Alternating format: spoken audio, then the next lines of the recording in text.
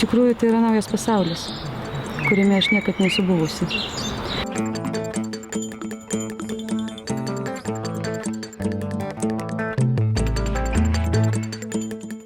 Suprantu, kokia čia yra švara, kaip tai yra tikra. Ta energija gimsta iš laisvės. Tada lengva gyvenime orientuotis ir suprasti, kas vyksta iš tikrųjų.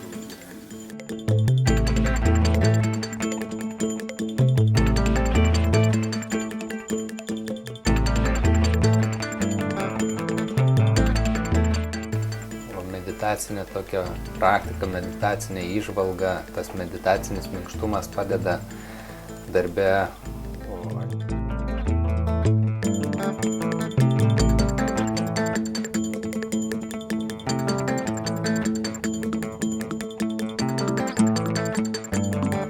Taip jaučiuosi.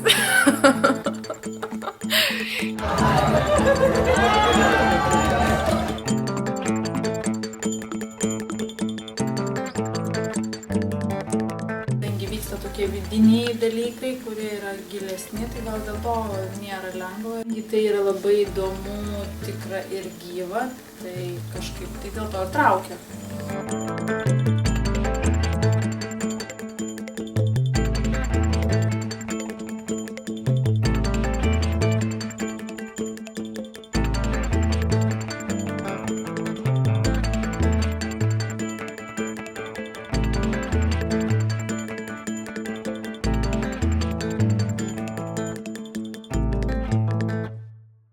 Aš džiaugiuosi atradęs dabar jau prieš 23 metus meditaciją, pamatęs, kad dinaminė Osho meditacija yra puikiausias metodas sveikai, turtingai, laimingai sujungti sielą su kūnu.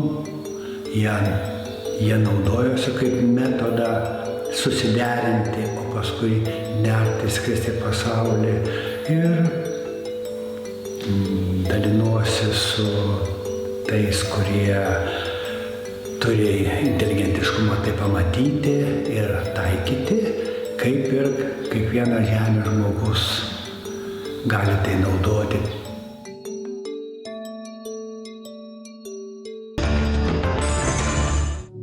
Tad ką siūlo filosofai, ko turėtume imtis, kad savo veiksmais prisidėtume prie situacijos gerinimo ir pamėgintume keisti ateitį, kol padėtis dar valdoma. Tai yra darbas su savimi, tai yra savęs atradimas, tai yra įsiklausimas į save per meną, per poeziją, per kultūrą, per meilę, per meditaciją, praktikas, meditacijų centrų kūrimai. Tiesiog atsisakyti visuomenės mums spraudžiamų klišių. Šitas mąstymo keitimo kelias gali išgelbėti žmoniją.